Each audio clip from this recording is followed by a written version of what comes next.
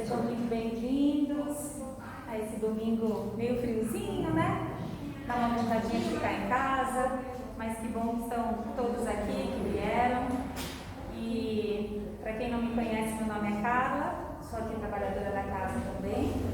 E hoje nós vamos falar sobre perdão e auto-perdão. O que seria isso e por que é importante falar sobre isso? Quem teve a oportunidade de assistir uma última palestra minha aqui na casa, o tema foi amar ao próximo e amar a si mesmo. E a gente trabalhou mais o amar a si mesmo. Porque antes da gente aprender a amar ao próximo, a gente tem que aprender a nos amar, a ter esse auto-amor, até para poder oferecer para o nosso próximo. E dentro desse amar a si mesmo, uma das questões é o perdão e o auto-perdão. Então hoje nós vamos aprofundar um pouquinho mais essa conversa sobre o que é perdoar, o que é o auto-perdão, por que a gente se sabota, por que a gente não consegue muitas vezes superar algum trauma ou alguma mágoa ou algum ressentimento. Então é sobre isso que a gente vai conversar um pouquinho hoje, tá bom? Mas antes de começarmos, então, nós vamos fazer a nossa prece inicial. Vou pedir para todos se acalmarem, se aquietarem, entrarmos numa mesma sintonia de paz, de amor da casa, da espiritualidade, que nesse momento está colocando a mão sobre nós e que possamos estar abertos para receber todas as bênçãos que nos é permitido, que nos é oferecido. Pai, Mestre amado, abençoa todos que aqui estão. Coloque sobre suas cabeças e sobre seus corações o amor, a paz que tanto procuram, a coragem para enfrentar os seus desafios, a serenidade para tomar boas escolhas. Abençoa a todos, Pai, e acompanhe o seu caminhar. Sabemos que o Senhor sempre está ao nosso lado, mesmo muitas vezes não entendendo o processo pelo qual nós temos que viver. O Senhor, como nosso Pai, enxerga o nosso futuro. Nós ainda estamos aprendendo. Que possamos ter uma semana tranquila, uma semana com mais prosperidade, momentos de alegria e de compartilhamento. Agradecemos mais uma vez a oportunidade de podermos estar aqui, dentre tantos lugares os quais poderíamos estar. Pai nosso que estás no céu, santificado seja o vosso nome. Venha a nós o vosso reino. Seja feita a vossa vontade, assim na terra como no céu. O pão nosso de cada dia nos dai hoje. Perdoai as nossas ofensas, assim como nós perdoamos a quem nos tem ofendido. E não nos deixeis cair em tentação, mas livrai-nos, Senhor, de todos os males. Que assim seja, salve Jesus e graças a Deus. Bom, então vamos começar a nossa conversa hoje sobre o que é o perdão e o que é o auto-perdão. Eu vou pedir para vocês, enquanto a palestra for sendo feita, que seja um momento de reflexão no dia a dia de vocês. Ou seja, o que eu posso usar isso no meu dia a dia? Será que eu estou me identificando com alguma coisa que está sendo dita aqui? O que eu posso melhorar? O que eu posso mudar? Ou simplesmente para entender os processos. O que é o processo do perdão? O que é o processo do auto-perdão? Quem se beneficia? O que na verdade é incutido na gente desde que a gente nasce? E como eu posso quebrar esse ciclo muitas vezes? Tá bom? E aí tem o início, né? Que ele fala em Marcos 12, 26, uma passagem do Evangelho, que ele diz: e quando estiverdes orando, perdoai. Se tendes alguma coisa contra alguém, para que vosso Pai, que estás entre os céus, vos perdoe as vossas ofensas. Então aqui a gente, na própria oração, a gente fala: perdoai as nossas ofensas, assim como nós perdoamos a quem nos tem ofendido. Então é um início do que se a gente quer ser perdoado, a gente também precisa exercer o perdão e aprender a fazer. Aí aqui peguei uma imagem de uma pessoa plantando, né, um canteiro. E aí a gente tem que pensar que quando a gente reencarna, o nosso processo de reencarnação, vamos pensar que a gente vem com muitas sementes na mão. A gente vem cheio de sementes. E aí aqui a nossa vida, enquanto encarnados, é um grande jardim. E que a gente vai ter toda a nossa vida aqui para plantar. As sementes já foram dadas, elas estão dentro da gente, que é o que o nosso espírito carrega, que são as sementes divinas, as sementes do bem. Mas pode ser que nesse meu punhado de sementes, eu também trago algumas sementes queimadas, algumas sementes estragadas, algumas sementes que talvez não frutifiquem o que eu gostaria que ela frutificasse. Mas elas estão junto comigo. E aí a gente tem que pensar que os canteiros são as estradas da nossa vida, são as nossas escolhas.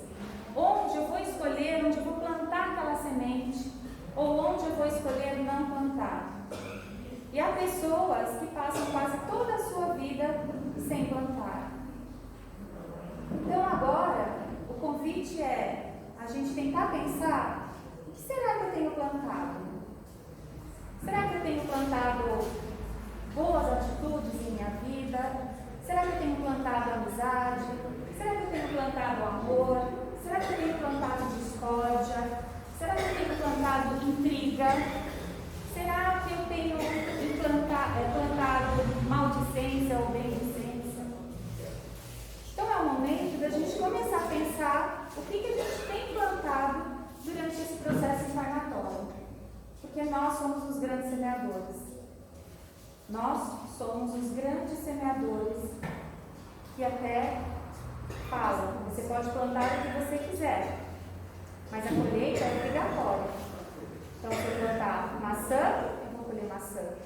Se eu plantar banana, eu vou colher banana. Eu não consigo colher algo diferente do que eu plantei. Essa é uma lei que é a lei de causa e efeito, muito pregada pela doutrina espírita. Assim como o livre-arbítrio. Eu sou livre para plantar o que eu quiser no meu canteiro, mas a colheita vai ser obrigatória. E aí essa pergunta, que é a primeira pergunta que eu falei para a gente pensando durante essa palestra: o que será que eu tenho cultivado em minha vida? Então essa é a primeira pergunta que eu gostaria que vocês guardassem essa semana, para irem pensando: o que será que eu estou cultivando em minha vida? O que será que eu estou cultivando nesse meu canteiro? Será que eu estou cultivando o culpismo? Que aí a gente já vai entrar um pouquinho nisso no perdão e no auto-perdão. O que é o culpismo? É você se sentir culpado de tudo. Uma culpa excessiva, devido a remorso de não termos plantado as flores que deveríamos. Puxa, eu devia ter feito tal coisa, eu devia ter agido assim. Nos condenamos e nos machucamos nos espinhos para nos punirmos e aliviarmos a nossa consciência de culpa. Será que é isso que eu estou plantando na minha vida? Quando eu cometo algum erro, eu assumo essa posição de culpada e aí eu não consigo nem enxergar as flores, apenas me machuco nos espinhos. Será que é isso? Ou eu estou cultivando o desculpismo, que é o que a maioria das pessoas fazem. Arranjam desculpas para não assumir a responsabilidade. Sempre a culpa é do outro, a culpa é disso, a culpa é do que no trabalho aconteceu isso, porque o meu patrão isso, porque a minha esposa isso, porque o meu filho isso, porque o meu amigo isso, o meu vizinho aquilo. Então esse contrário daqui, do primeiro, que coloca toda a culpa em si, o desculpismo, ele coloca a culpa no outro. E aqui, como exemplo, que foi o vento que trouxe as sementes. E aí caiu no meu jardim. E aí nasceram espinhos em vez de flores.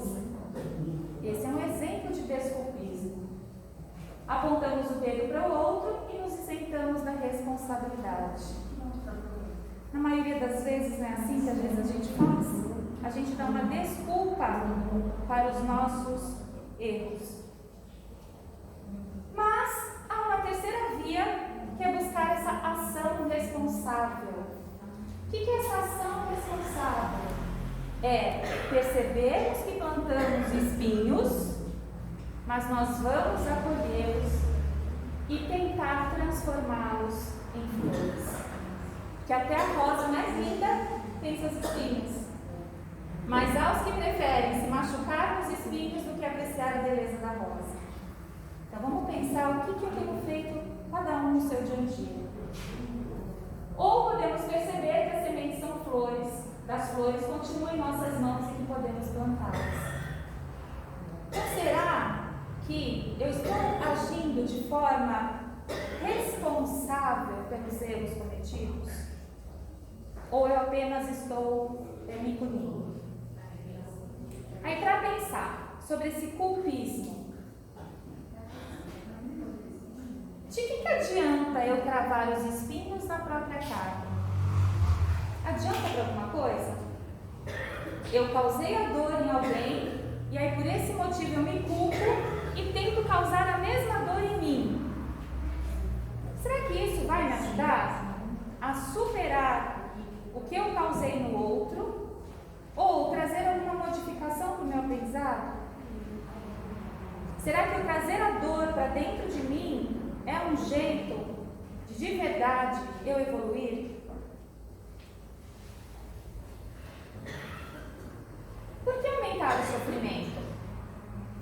Então, quantas vezes a gente potencializa, aumenta um sofrimento? Às vezes é algo que poderia ser facilmente resolvido e eu escolho o caminho mais longo. Eu vou arranjando intriga com mais pessoas e aquilo vai crescendo, até se tornar de verdade um grande espinho. Então, será que alimentar o sofrimento é uma solução para de fato evoluir? De fato aprender? Por acaso a falta cometida diminui quando agimos assim? Então, se eu magoei alguém ou se eu distratei alguém, será que eu me punir vai diminuir o fato, a falta cometida com essa outra pessoa? Então, há momentos em que é lógico que nós fazemos o que nós conseguimos naquele momento. Então, muitas vezes, naquele momento, eu agi de tal forma, ou por uma impulsividade, ou pela situação em que na hora eu fiquei extremamente irritada e nervosa, por exemplo, e acabei falando coisas que não deveria. Mas, como eu volto isso, já que o tempo não volta? Como que eu vou trabalhar o passado de algo que já aconteceu e como que eu vou tentar consertar isso? Então são coisas assim que a gente tem que começar a pensar se numa próxima vez acontecer, de que forma eu agiria e qual seria a melhor forma para isso. Então esse é o mecanismo que faz com que nos afundemos em nossas culpas e permitimos que ela comande a nossa vida. Quando a culpa começa a tomar conta da nossa vida, o nosso raciocínio ele não consegue pensar outras possibilidades. A gente fica tão imerso na própria culpa, tão afundado, que a gente não consegue levantar a cabeça para enxergar as outras possibilidades para resolver aquele fato ou aquele acontecimento. Então, quantas vezes a gente não fica se martirizando, pensando naquilo de forma recorrente, e aí tudo isso gera um prejuízo muito grande, porque me inibe o meu caminhar, o meu ir para frente. Eu fico como se fosse amarrado a esse passado, a um fato, não consigo me desvencilhar dele e não consigo continuar a minha caminhada nessa evolução. Então a gente tem que tomar muito cuidado com esses mecanismos internos que, sem querer, são inconscientes, a gente vai acabando fazendo escolhas que não são as mais adequadas. Aí já o desculpismo, que é o oposto, Se fingirmos que o espinheiro não tem nada a ver conosco, estamos apenas adiando o despertar da consciência. Então, quando eu falo, não foi nada, ele está exagerando. Quando eu vou não ligando, pondo desculpas na frente, a minha consciência, esse despertar, eu estou atrasando ele. Porque, novamente, eu não estou assumindo a responsabilidade pelo que eu fiz. Eu estou tirando a responsabilidade de mim e colocando no outro. Agindo assim, muitas vezes, continuamos plantando mais e mais espinhos, fazendo com que o estrago fique cada vez maior. Essa não consciência dos atos faz o quê? Com que eu repita os erros. É igual criança pequena, né? Que estão aprendendo, são crianças. Bate no amiguinho, pede desculpa, bate no amiguinho, pede desculpa, bate no amiguinho, pede desculpa. Né? Ele está aprendendo que não é mais para bater? Não. Ele está repetindo o mesmo ato, mesmo ato, mesmo ato. E aí a gente pensando que são crianças que estão em fase de aprendizagem, de aprender a se relacionar com o outro. E nós somos espíritos, crianças também. Por isso estamos aqui, para aprender. E nós estamos aprendendo a nos relacionar com os outros, ainda enquanto adultos. São tantas coisas que a gente tem que superar, que por isso que a gente encarna, reencarna, reencarna, reencarna. Porque é necessário esse espaço, esse jardim, para eu aprender a plantar e semear. O hábito de sempre encontrar desculpas e justificativas para as nossas ações demonstra imaturidade espiritual. Então, enquanto eu não quero assumir meus erros, mostra o quanto imaturo eu sou. Se a gente pensar nas fases também de desenvolvimento do ser humano, criança, adolescente, dificilmente eles querem assumir responsabilidades. E aí, na fase adulta, a gente tem que começar a assumir responsabilidades. Só que se a gente não assume responsabilidades também na fase adulta, vai mostrar o quanto imaturos nós somos. Que é muito que a gente está vendo de muitos adultos que se comportam ainda como adolescentes. Em muitas questões, no trabalho, na família, não querem compromisso, não querem assumir nada. E o ego procura justificar os erros mediante aparentes motivos justos. Porque ele mereceu. Ele me provocou, ele que começou. Então isso é o quê? É justificativa do meu ego para falar, não, eu estou certa, ele que está errado. Tudo isso são mecanismos que a gente demora para tomar consciência. E a gente só começa a tomar consciência quando a gente se afasta um pouquinho daquela situação. Então, no momento da situação aconteceu, mas quando você começa a olhar aquela mesma situação, depois que passou, né, toda aquele furacão, que aí eu começo a pensar, não, eu agi errado. De verdade, não é que ele mereceu. Tudo bem, ele me provocou, ele me irritou, ele me traiu, mas ele também não merecia o que eu fiz com ele em seguida. E tudo isso são mecanismos muito rápidos e que muitas vezes, novamente, a gente não tem consciência deles. Esse costume abala o senso moral e pode nos levar a desequilíbrios psicológicos e morais seríssimos. Pessoas que entram nesse subterfúgio de negação, de não assumir as consequências sobre as causas, ela acaba se desviando de um padrão moral que acaba virando uma coisa compulsiva. Eu posso fazer o que eu quero, depois eu dou um jeito, depois eu dou um jeito, depois eu dou um jeito, e atrapalha toda a minha evolução moral enquanto espírito. Tudo bem, gente? Aqui, vou contar uma historinha para vocês. Vamos pensar. Uma família de manhã estava tomando café, e aí a filha, que é adolescente, derruba o café sem querer, bate na mão do pai e faz o pai derrubar o café na camisa. Situação comum de cotidiano. O pai ainda está em casa, quer dizer, ele pode trocar a camisa. Aí o pai, muito bravo com a menina, fala: você não presta atenção, você é uma estabanada, você é isso, você é aquilo. A mãe, ouvindo aquilo, toma as dores e fala pro marido: Você não precisa falar assim com a menina, porque você é um grosso, porque você é isso, porque você é aquilo. Aí, resultado, todos entram no carro, a mulher olhando para a janela para não olhar para o marido, a filha atrás emburrada, o pai vai trabalhar, todo enfesado, irritado, não consegue trabalhar direito o dia todo. Chega à noite, a menina está trancada no quarto, a mulher ainda está de bico, vamos assim dizer. E tudo isso pelo quê? Um café. Então, 10% do que acontece com a gente é fato. É o que aconteceu, o café derrubou na minha camisa. 90% é o que fazemos com o fato. Então a gente tem que começar a pensar que de fato é fato. Aconteceu. E o que eu fiz com aquele acontecimento? Que poderia ter sido rapidamente resolvido. E aquilo se prolongou o dia inteiro. E aí no dia seguinte, não é mais o café, é outra coisa. Aí no outro dia é outra coisa. E outra, e outra. E quando nós vemos o nosso ambiente familiar, que deveria ser de tranquilidade, de paz, de harmonia, está sendo todo tumultuado por causa de 10%. Os outros 90% sou eu que sou responsável. Quem nunca viveu isso? E aí quando a gente olha para trás, a gente fala assim, meu Deus, por que eu gastei tanto tempo e energia agindo dessa forma? Como isso poderia ter sido resolvido de uma forma muito mais tranquila, amorosa? E por quê? Porque somos humanos. Porque erramos.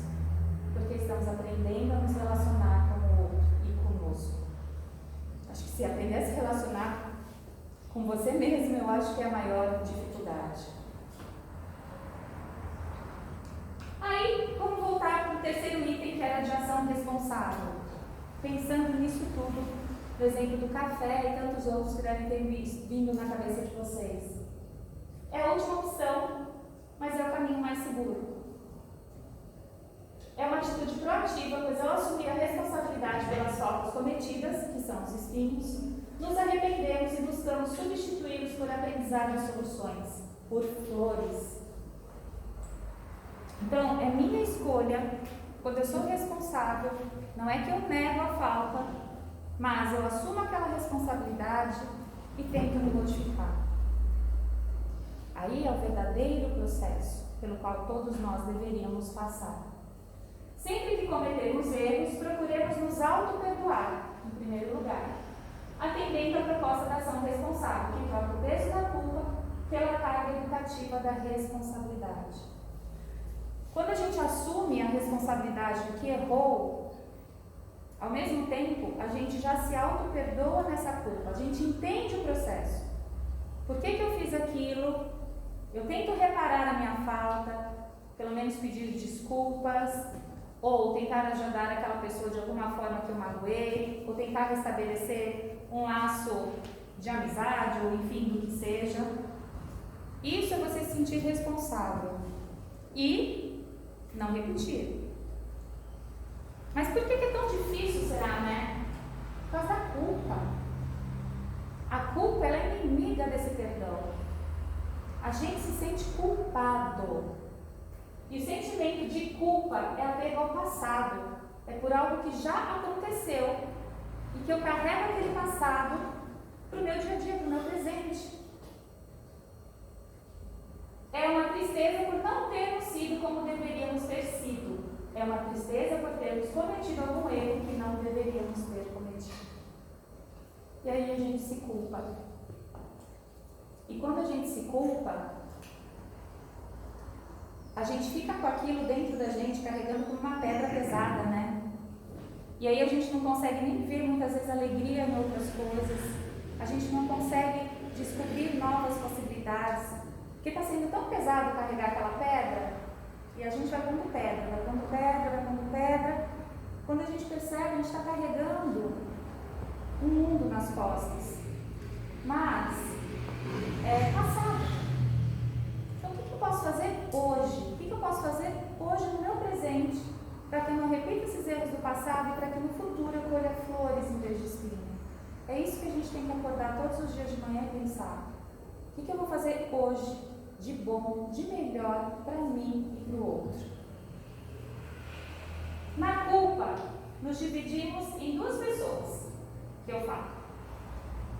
Uma real, que a gente acha que a gente é mal, que a gente é errado, que a gente é ruim. E outra pessoa que a gente fala que é ideal, que é boa, que é certa. Só que uma tortura a outra. É como se fosse uma guerrinha na nossa cabeça entre o bem e o mal. Porque, na verdade, todos nós temos essas sombras ao mesmo tempo que temos a luz. O que a gente precisa escolher é para onde a gente, que lado a gente quer ouvir nós. Né? Se eu quero ouvir parecido com as coisas boas, ou se eu quero ouvir as minhas coisas ruins, mas na verdade tudo isso existe dentro de nós. Se nós fôssemos espíritos perfeitos, estaríamos aqui? Não. E aí a gente vai chegar nisso também.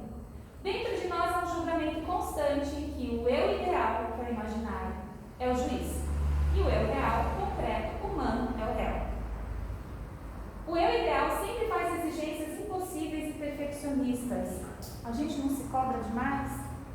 Porque a gente tem que ser perfeito, porque a gente não pode errar, porque a gente tem que agir assim. O tempo todo a gente se cobra. E por que será? Quem será que fica incutindo isso na gente também?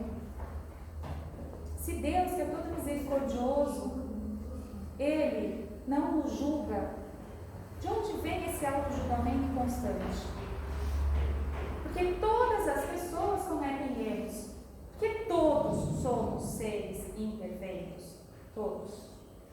Quando eu assumo isso na minha vida, não quer dizer que assim, já que eu sou imperfeito, então eu não vou poder errar à vontade. Não.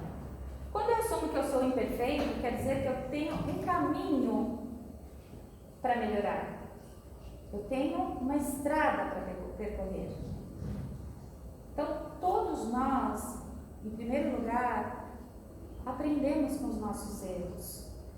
Erro não é punição, errar não é punição. E isso é incutido para a gente desde que nascemos. Que é algo que a gente também tem que repensar enquanto pais, quando educamos nossos filhos, o quanto sem querer a gente ensina os nossos filhos que errar é ruim. E toda vez que errar, ele vai ter que ser punido. A gente ensina isso para eles. E aí crescemos com tudo isso dentro da gente. E aí é difícil você admitir que você precisa de ajuda, que você não sabe, e admitir que você errou, e admitir que você tem que pedir perdão. Quem ensina isso pra gente? Onde que a gente aprende? Fomos ensinados a ter erro como algo imperfeito associado a uma punição. Mas erro bom é quando conseguimos transformar em aprendizado e não em sentimento de fracasso ou inferioridade. Então nós vemos, eu dou muito exemplo de criança porque eu sou professora. O quanto o erro, até dentro das escolas, as crianças vêm com uma carga de que não podem errar. Mesmo você falando que está tudo bem errar. Mas eles, com 7, 8 anos de idade, tem alunos que já se cobram de um jeito que aí o que acontece? Eles não se arriscam, porque eles têm medo de errar. Então, eu vou ficar só na minha zona de conforto, que é onde eu sei que eu domino. Eu não vou dar um passo a mais, porque eu posso errar. Ele não se permite errar. Então, nós, enquanto adultos, quanto que nós não carregamos isso dentro da gente? A gente não se arrisca a novas possibilidades, porque a gente tem medo de errar. Só que o erro é aprendizagem. A gente só aprende errando.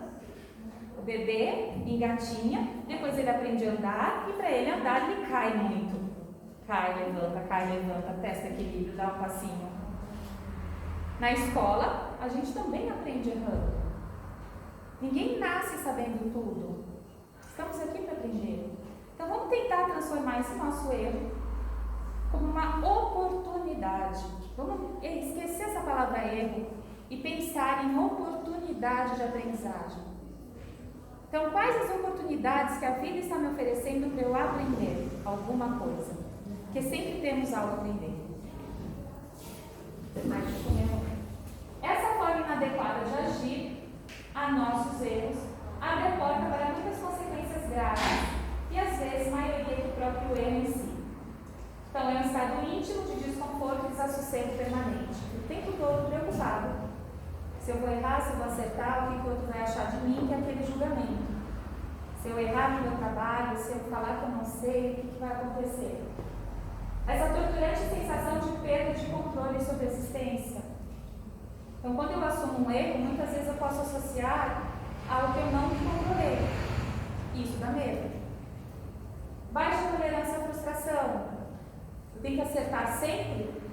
E se eu erro, eu fico extremamente frustrado.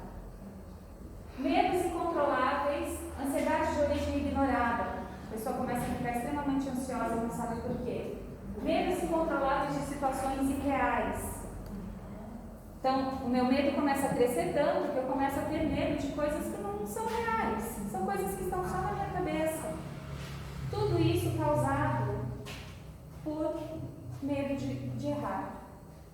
Angústia perante o porvir com aflição e sofrimento por antecipação. Então, antes mesmo que possa acontecer, eu já estou sofrendo antes. O que vai acontecer, que de repente nem acontece, eu já sofri tudo aquilo antes.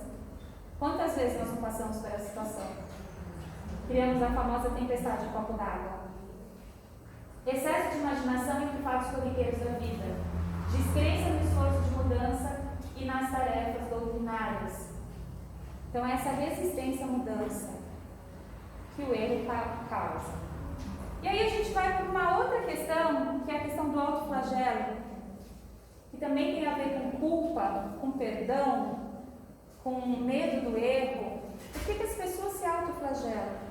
Então, se autoflagelar é aplicar castigos físicos em si próprio, geralmente como forma de penitência, para pagar os meus pecados. Punição que se aplica em si mesmo, como o flagelo, como o chicote. Só que nós vemos que tem várias formas de se autoflagelar. Isso também foi nos ensinado muitas vezes. Então, assim, a igreja muitas vezes nos ensinou. Você tem que confessar os seus pecados, e aí se você rezar tantos Pai Nossos, tanta Ave Maria, você vai estar absolvido dos seus pecados. É assim? Isso tem realmente uma forma educativa, tipo, eu aprendi com os meus erros?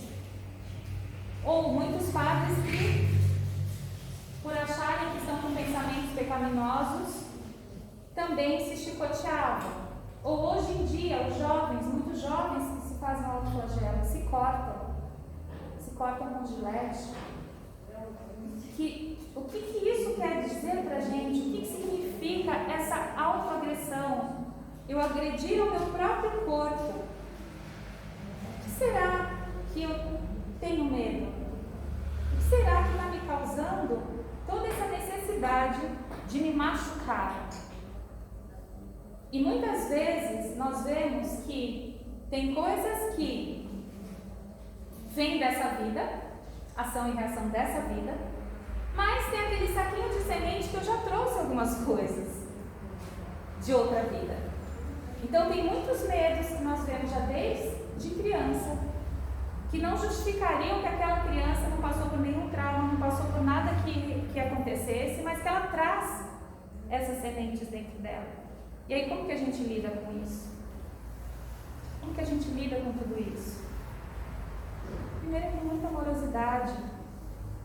É quem conseguir acolher o próximo nessa questão do perdão, nessa questão do não se sentir culpado, é oferecer todo o seu amor, todos os seus ouvidos, né, para escutar outra pessoa, uma escuta sincera, amorosa, para ajudar essas pessoas a passarem por isso. Aí fala, né, que existem até hoje padres que se autoflagelam, acreditando que estão agradando a Deus. Deus alguma vez falou pra gente que a gente tinha que se punir? Em algum momento está escrito isso no Evangelho? Que ele fala que a gente tem que se punir pelos nossos erros? Mas será que não fazemos? Será que nós não fazemos o mesmo quando desenvolvemos esse sentimento de culpa? Com o nosso remorso paralisante, com o nosso perfeccionismo, com o nosso orgulho, com a nossa presunção? Ou quantas vezes nós fazemos um autoflagelo emocional? Eu não vou ferir o meu corpo físico, mas eu estou ferindo a minha mente o tempo todo. Eu estou ferindo o meu estado de espírito. Eu estou ferindo a minha parte emocional. Quantas vezes nós não ficamos nos cortando diariamente? Por exemplo, está acontecendo de repente na minha vida tudo de bom. Consegui mudar de emprego, minha vida profissional, minha vida familiar, minha vida amorosa está muito boa. E aí você, opa, tem alguma coisa errada. Não, isso aí não vai dar certo, vai acontecer alguma desgraça. Quantas vezes a gente não se sabota e não consegue receber as bênçãos divinas, as bênçãos de Deus, porque a gente acha que não é merecedor. Nós somos todos merecedores de alegria, nós somos todos merecedores de amor, nós somos todos merecedores de prosperidade. A gente nunca pode esquecer disso, porque isso já é um mecanismo de você se auto-boicotar. Que aí você começa sem querer a fazer com que as coisas deem errado, para você depois falar, tá vendo? Era uma sorte passageira. Então vamos tomar cuidado com os nossos pensamentos? E essa culpa, ela se estrutura nas crenças antigas, no pecado irreparável e nos alicerces do perfeccionismo. Esse Deus punitivo, ele é muito antigo, essa ideia de Deus punitivo. Mas e por que nos dias de hoje ainda a gente se apega a esse Deus punitivo, se ele já foi nos mostrado que ele não pune? Por que a gente escolhe acreditar num Deus punitivo do que acreditar num Deus de amor? É a gente que escolhe isso. Então, que escolhas vocês estão fazendo no seu dia a dia? Que Deus vocês estão? Aí, voltando aqui para essa imagem, quando uma criança faz alguma coisa errada, que aí a gente, pai pune, muitas vezes a gente bate, muitas vezes a gente diz palavras extremamente ásperas para as nossas crianças. O que será que elas estão aprendendo com isso? O que ela está aprendendo com isso? Ela está de fato aprendendo a reparar o erro que ela cometeu? Ou ela está aprendendo que se eu errar eu vou ser punida e, portanto, se alguém errar eu vou ter que punir esse outro alguém? Será que eu estou ensinando com uma atitude dessa, estou respeitando essa criança, esse ser e ajudando a se desenvolver? Será que eu estou ensinando para essa criança a ter autorresponsabilidade? Ou novamente eu estou ensinando ela a apontar o dedo para alguém? Então tudo isso é o que a gente trouxe dentro da gente. Muitos de nós somos educados assim. Mas como que eu quebro isso dentro de mim? E como que eu quebro isso quando eu tiver meus filhos e não passar dessa forma a educação punitiva? Porque uma educação punitiva, ela não perdoa. Ela não perdoa o outro, ela pune o outro pelo erro. Então, como que eu vou desenvolver uma educação que perdoa? E aí, nessa educação punitiva, você acredita que sofrer é igual a crescer e resgatar. Então, quanto mais eu sofrer, mais eu estou resgatando coisas na minha vida. Não. É quanto mais eu aprender com os meus erros e com os meus acertos, eu estou resgatando coisas na minha vida. Acredita que a dor punitiva liberta, mas ela na verdade aprisiona. Então eu ensinar para alguém que a dor é boa, eu estou ensinando algo totalmente errado para essa pessoa. Ela é necessária muitas vezes, mas ela não é boa. Porque ela pode nos aprisionar. Porque não é a intensidade da dor que educa, e sim o esforço de aprender a amenizá-la. Ele fala que, na verdade, a educação responsável ela liberta. Entendeu? Pedacinho aqui. Porque não é essa a intensidade da dor que vai fazer eu aprender, mas o meu esforço em querer modificar. O meu esforço de aprender a amenizá-la, ou seja, trabalhar aquilo dentro de mim, é que, na verdade, vai fazer se eu estou evoluindo ou não. E aí, por que perdoamos? Nós perdoamos porque temos medo de ir para um umbral? Não, deixa eu perdoar, porque senão eu vou para um umbral, né? Aí vão ter lá os obsessores, melhor é fazer as pazes com todo mundo, né? Partir de boa. Será que é por isso?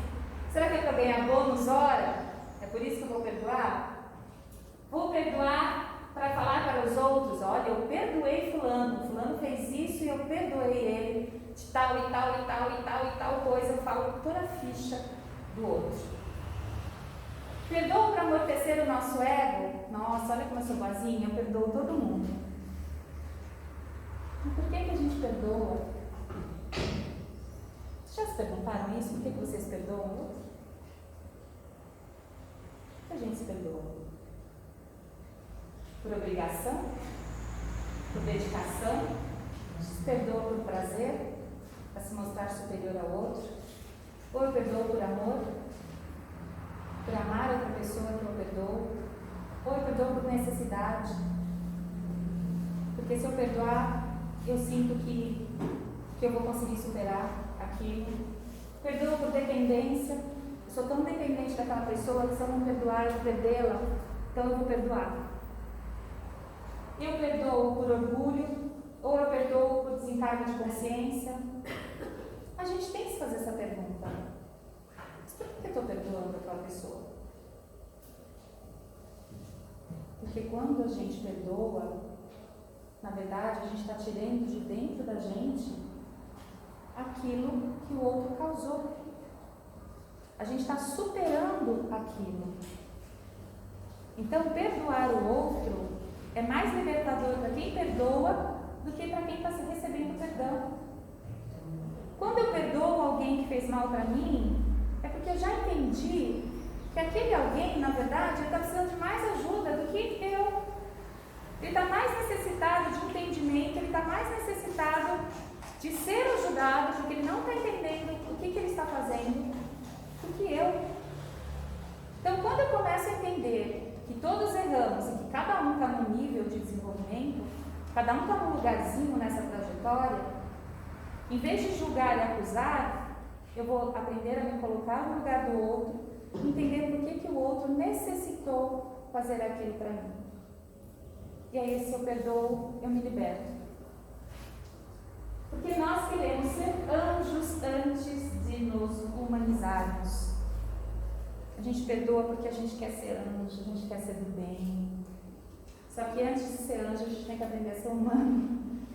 A gente está aqui encarnado, a gente precisa aprender a conviver nessa humanidade. Enquanto a gente não aprender tudo isso, a gente não vai chegar a ser anjo, que seriam os espíritos perfeitos. Primeiro, vamos aprender nas nossas relações do dia a dia. Nós nos fantasiamos de heróis ou de supercriaturas e não compreendemos que pertencemos à raça humana, que temos dificuldades e pontos fracos, que estamos aprendendo lições comuns e vivendo situações apropriadas às nossas forças e evolução. Todos nós aqui estamos no mesmo barco. Alguns mais na frente, outros mais atrás, mas todos nós estamos no mesmo barco. Aí a Joana de Ângeles, ela fala assim: uma das grandes fontes de autoagressão vem da busca apressada de perfeição absoluta. É o querer ser perfeito o mais rápido possível. Como se todos devêssemos ser deuses ou deusas de um momento para o outro.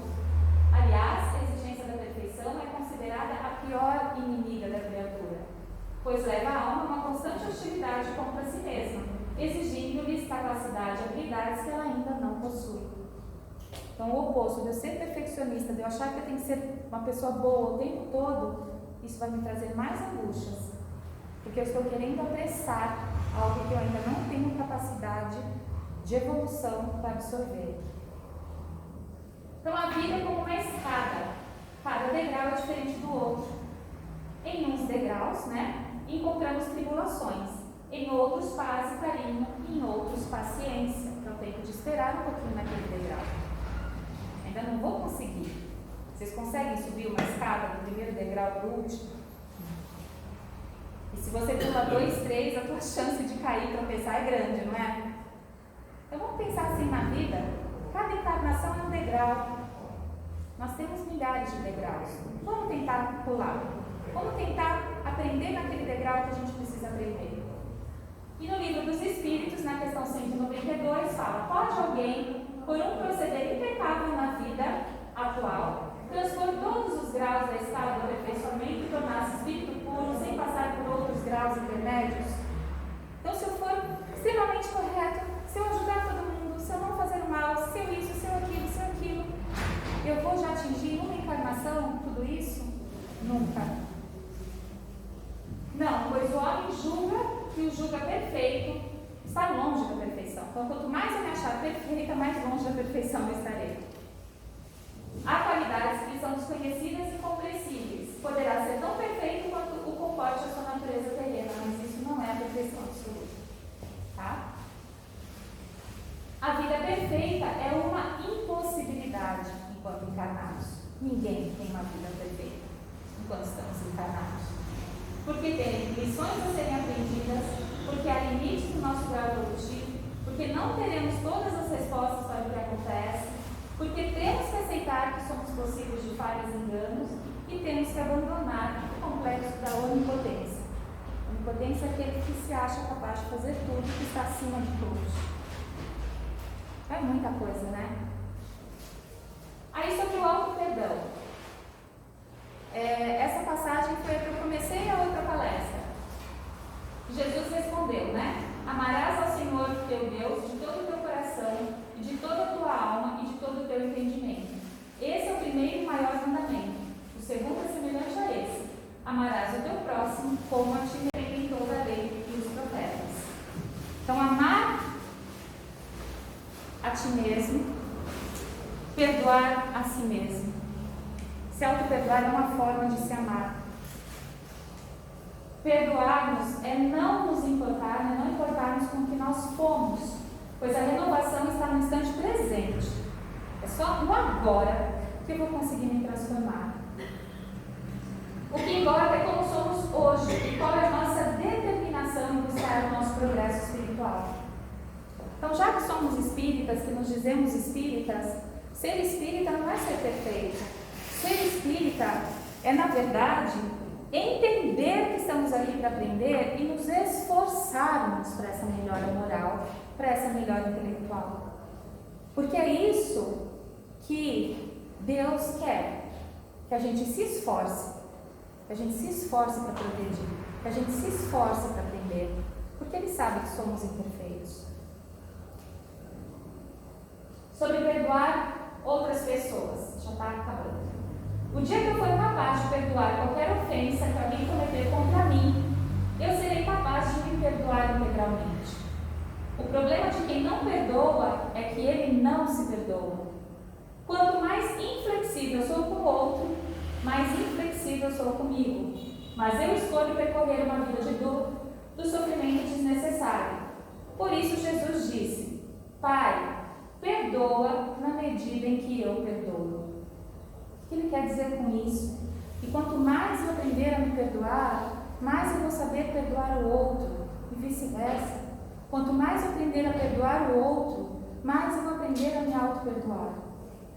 Estamos crescendo juntos aqui. Quanto mais sou capaz de perdoar, mais eu vou experimentar o perdão. E a misericórdia de Deus é um oceano, mas cada um vai com o seu copo. Não apareceu aqui para nós. Ele nos oferece o oceano, mas cada um vai com o copinho que quer para beber dessa água. Então, vamos aproveitar esse oceano que Deus está nos oferecendo, vamos nos banhar nele integralmente. E aí, para terminar, reconhece o verdadeiro espírita pela sua transformação moral e pelos esforços que faz para domar as suas más inclinações. Que é isso que o Kardec fala no livro dos Espíritos e no Evangelho segundo o Espiritismo. Então, é ter esforço. Então, vamos pensar, sair daqui hoje, quanto eu estou me esforçando para me perdoar, quanto eu estou me esforçando para entender os meus erros e aprender com eles, o quanto eu estou me esforçando para entender o outro e entender o processo que o outro está passando, quanto eu estou me esforçando para controlar as minhas ações, os meus pensamentos, para que eles não prejudiquem o próximo. Então, quanto eu estou me esforçando para isso de fato?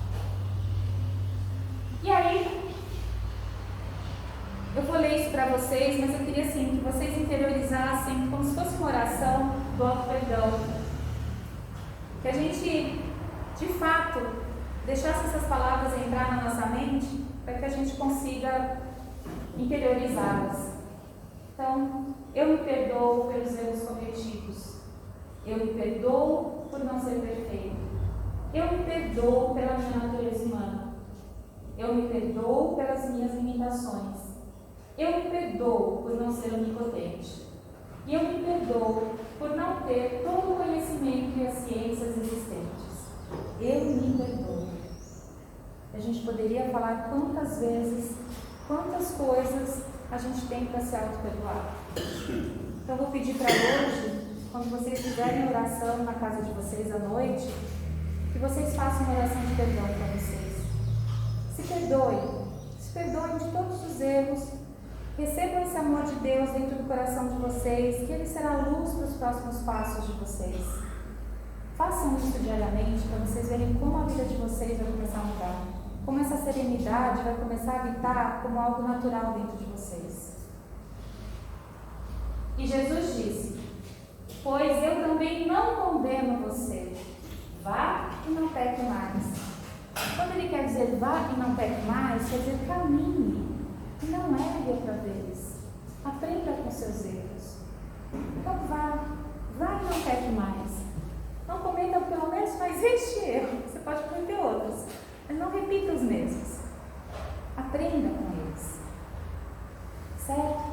Então era isso que eu queria mostrar hoje para vocês, conversar. E que de verdade é um exercício muito grande. E estar aqui é estar aprendendo. Viver um eterno aprendizado. Cheio de acertos, erros, volta, recomeços. Mas que a gente consiga fazer isso com amorosidade, com a paz do coração. Entendendo que a gente está aqui para aprender. E quando não conseguir, estende a mão, pede ajuda. Pede ajuda. Não estou conseguindo lidar com a situação na minha vida. O que eu posso fazer? Peçam ajuda. Porque aqui ninguém está sozinho. Está cercado de pessoas queridas. Tá bom? Então era isso. Vou pedir de novo, então, a gente vai fazer encerramento, para a gente fazer a oração final. Senhor Jesus, perdoa. Perdoa todos nós por não sabermos o que é o perdão. Não entendermos ainda o que é o amor. Estamos aqui aprendendo, Senhor, somos teus filhos, confiamos na tua mão, confiamos na tua luz, no teu guia, que possamos estar juntos nesse caminhar, subindo degrau a degrau, com a paciência necessária, com a perseverança necessária, e que esse caminhar, Senhor, sabemos sempre que estará ao nosso lado, nos puxando, nos empurrando, pedindo para que aguardemos, que fiquemos um pouco, e assim é esse caminhar. Que possamos levar o perdão hoje para dentro da nossa alma, que podemos perdoar aqueles que porventura nos causaram algum mal, desconforto, e que possamos principalmente nos perdoar das faltas cometidas e que as cometemos por não saber, as cometemos por ignorância, Senhor, e que possamos a cada dia ter um pouco mais de sabedoria para fazermos melhores escolhas. Agradecemos sempre a tua presença e a oportunidade de estarmos aqui, mais uma tarde reunidos em teu nome. Pai nosso que estais no céu, santificado seja o vosso nome. Venha a nós o vosso reino, seja feita a tua vontade, assim na terra como no céu. O pão nosso de cada dia nos dai hoje. Perdoai as nossas dívidas, assim como nós perdoamos aos nossos devedores. E não nos deixeis cair em tentação, mas livrai-nos, Senhor, de todo mal. Que assim seja, salve Jesus, e graças a Deus.